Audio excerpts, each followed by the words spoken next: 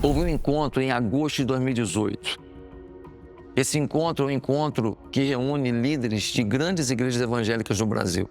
E vários candidatos foram convidados a estar lá. Naquele encontro, o Bolsonaro fez uma palestra. Que palestra! Isso foi numa quarta-feira. No domingo, para minha surpresa, ele aparece na igreja. Não me falou nada. E então, eu chamo o Bolsonaro à frente para orar por ele. O culto acabou 1h da tarde, mais ou menos. Quando chegou 2h, eu estou num shopping. Um amigo meu fala assim: Josué, tu tá vendo o que está acontecendo na internet aí? Quando eu entro na internet, tá uma discussão desenfreada. Porque a igreja não é palanque e não sei o quê, púlpito não é palanque, não tem que ter político e tal. Aquele processo todo de condenação, de xingamento, gerou uma reflexão. E o que aconteceu? A maioria esmagadora dos evangélicos tomaram uma decisão. Nós vamos votar em quem melhor representa os nossos princípios, os nossos valores. Há duas maneiras de entender a entrada evangélica na arena pública política. Uma, pela via institucional. Quando CNPJs, quando instituições, quando o famoso voto de cabresto se torna o voto de cajado. Quer dizer, é utilizado de um modo estritamente politizado, instrumentalizado. Eu, pessoalmente, penso que isso não é o adequado. Eu entendo que a influência tem que ser a partir de cada um dos seus cidadãos. Eu venho de uma tradição batista, onde cada pessoa pensa por si, onde cada pessoa tem a sua maneira de entender criticamente, deve estar informada e agir conforme a sua consciência. O senhor escolheu a candidatura do Bolsonaro e a igreja apoiou oficialmente Bolsonaro. O senhor considera isso uma afronta ao Estado laico? Estou aqui com o pastor Wellington Júnior, na Convenção Geral da Assembleia de Deus, motivo de honra, satisfação. Quero cumprimentá-lo, agradecer o apoio, a consideração e a confiança.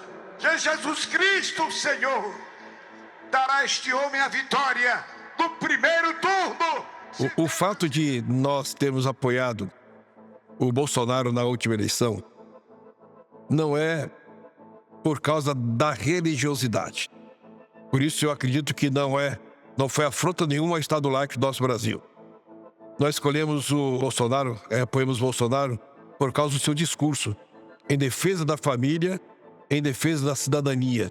E hoje nós podemos apoiar, independente da confissão religiosa de alguém. Porque o Bolsonaro, aliás, ele nunca disse que era evangélico. Muito pelo contrário. O evangelho, ele tem um problema, que é o pecado humano. Esse que é atacado no evangelho. Quando você usa a igreja, o púlpito, toda a influência, você distorce a natureza do evangelho e o problema passa a ser determinada ideologia, determinado grupelho político, determinado partido político. E claro, naquela época, quando o Bolsonaro surgiu como alternativa aos candidatos de esquerda, em um período que praticamente não existia direita no Brasil, direita política no Brasil era quase inexistente, a gente tem então um candidato falando em nome da direita, falando em nome de valores cristãos, pela primeira vez tendo expressividade em certas pautas que eram importantes para a gente como igreja. Bolsonaro foi muito atrativo.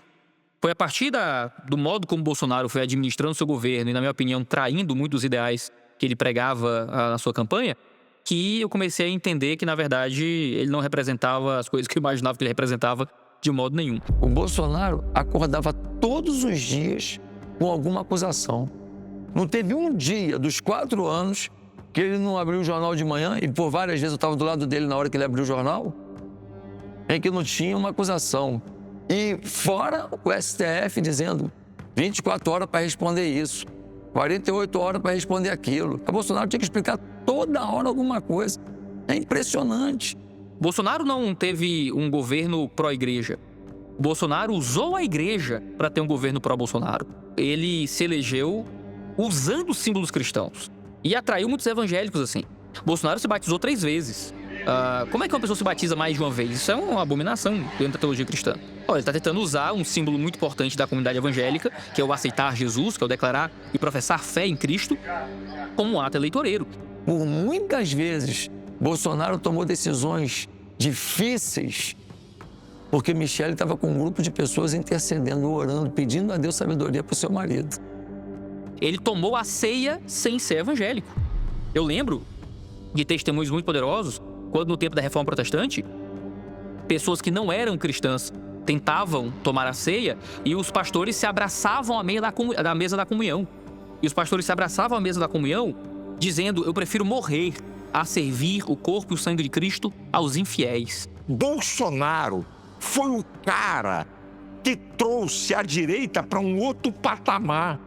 Bolsonaro foi dar consciência política e fez com que uma grande parte da sociedade que é conservadora dissesse assim: esse é o cara. Nós contamos com uma lista de entrevistados que inclui lideranças pentecostais, neopentecostais, reformadas, parlamentares, juristas e muito mais. E não se engane, não é uma produção evangélica para evangélicos, é uma produção para todos, sobre um fenômeno religioso, social e cultural. Tudo isso sem caricaturas.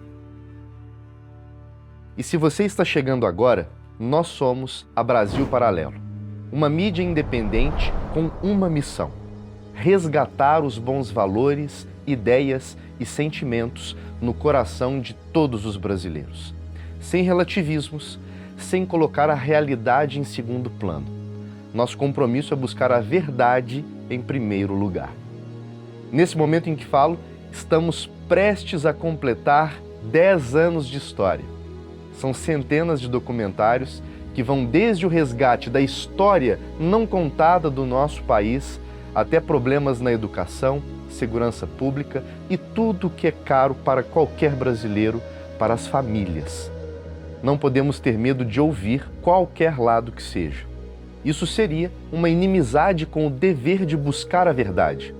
Queremos te propor um conteúdo que sirva para sua reflexão, conteúdo que desafie, que provoque, conteúdo que te faça aprender com profundidade. Porque no final, os fatos não aceitam espantalhos.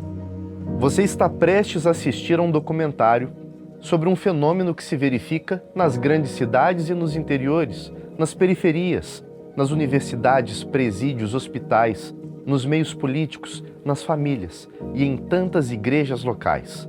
Você vai ver de onde veio esse crescimento, vai entender como uma fé que começou ridicularizada e distante do poder se espalhou por cada canto, ocupou o rádio, a televisão, a internet e chegou ao centro da vida pública.